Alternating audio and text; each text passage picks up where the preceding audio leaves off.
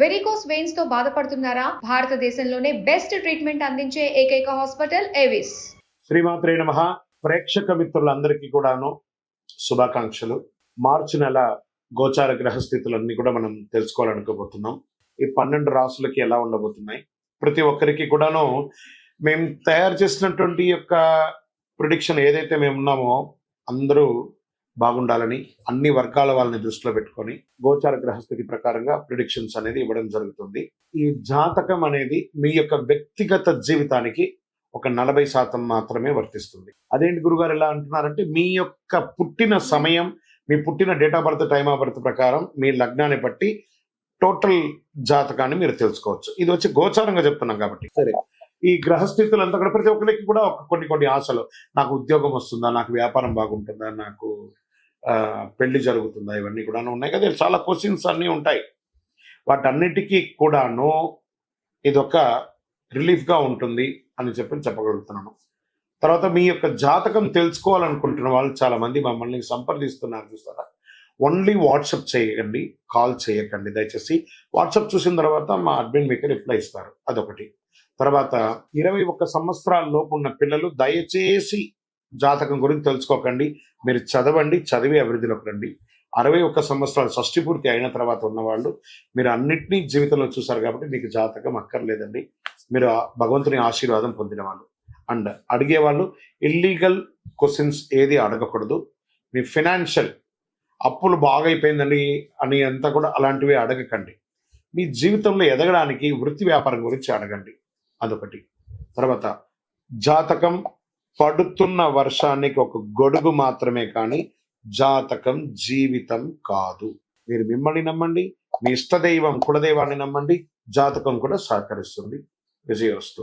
జ్యోతిషాస్త్రరీత్యా 12 రాశుల్లో 5వ రాశి అయినటువంటి సింహరాశి మిత్రులారా, మీరు మఖా నక్షత్రం 1, 2, 3, 4 పాదములు, పుబ్బా నక్షత్రం 1, 2, 3, 4 పాదములు, ఉత్తరా నక్షత్రం మొదటి పాదానికి జన్మించిన మీరు సింహరాశి వారిగా పరిగణించబడుతున్నారు. ఈ మార్చి నెల మీకు శుభాశుభ ఫలితాలు ఎలా ఉన్నాయంటే, సూర్యుడు మీకు ఈ నెల అనుకూలంగా లేకుండా 7వ ఇంట్లో ఉన్నారు. కుజుడి గ్రహం అనుకూలమైనటువంటి ఫలితాలు ఇస్తున్నారు. బుధుడు ఈ నెల మీకు బాగలేడు. బృహస్పతి కూడా అనుకూలమైన స్థితిలో ఉన్నాడు. లగ్నం పైన శని ఉన్నాడు.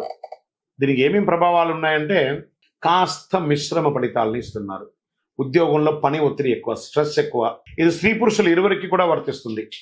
ఇతరుల బాధ్యతలు పంచుకోవాల్సి వస్తుంది, వేరే అడిషనల్ రెస్పాన్సిబిలిటీ తీసుకోవాల్సి ఉంది, పని భారం పెరుగుతుంది.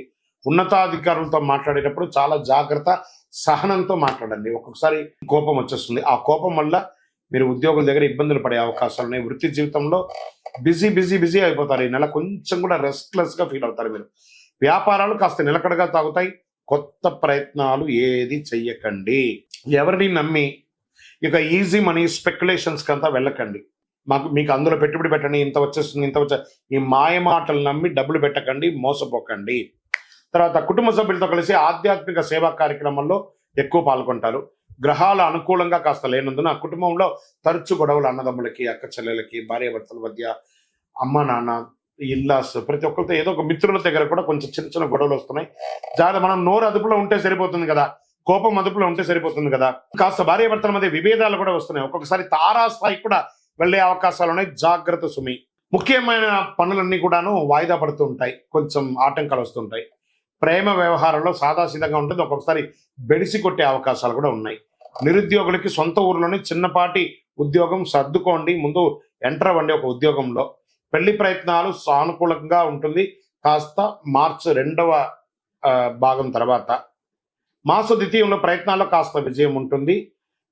కోర్టు కేసులు ఏమైనా ఉన్నాయంటే కాస్త పోస్ట్పోన్ అవ్వడమో లేకపోతే విజయం అవ్వడమో ఉండే అవకాశాలు బాగా కనపడుతున్నాయి. ఆర్థికంగా ఎవరికి వాగ్దానాలు మాత్రం చేయకండి, నేను ఇలా ఇచ్చేస్తాను, నేను ఇంత ఇస్తాను, అంత ఇస్తాను. Don't do.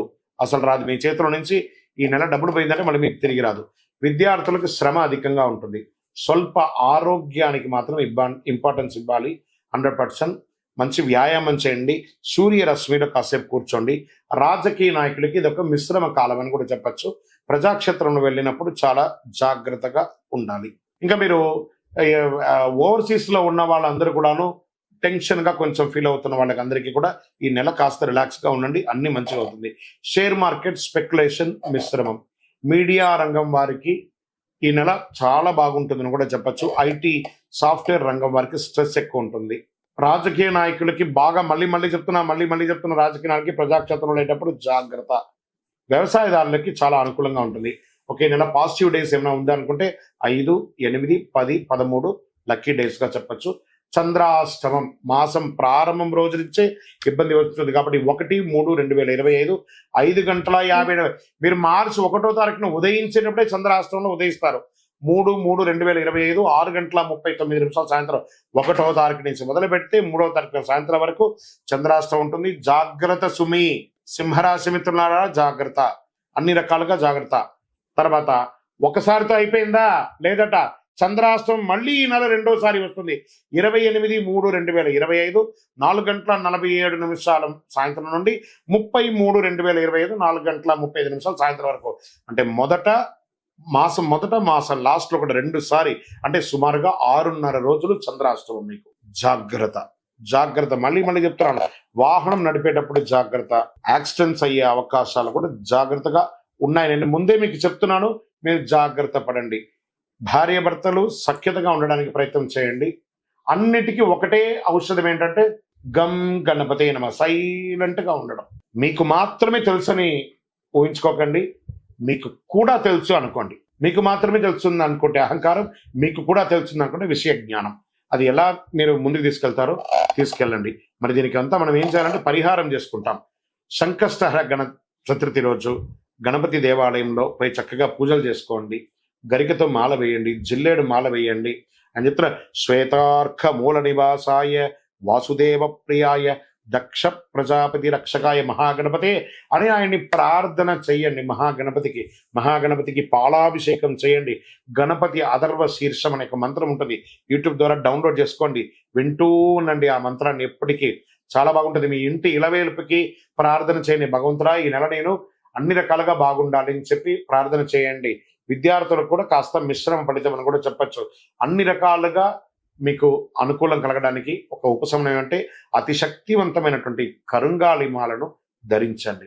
ఆరోగ్యంగా, ఐశ్వర్యంగా, ఆనందంగా, సంతోషంగా ఉంటారు. ఇంకను సకల దోషాలు తొలగడానికి మీ వయస్సు ఎంత ఉందో, సపోజ్ మీరు ఒక 50 ఏళ్ళు ఉన్నారు, 50 దీపాలు, 20 ఉన్నారు, 20 దీపాలు, 30 ఉన్నారు, 30 దీపాలు నెలకు ఒక్కసారైనా మీ ఇంటి ఇలవేలుపు ఇష్టదైవం దగ్గర దీపం వెలిగించండి. అన్ని రకాలుగా అనుకూలం పొందుతారు. విజయోస్తు.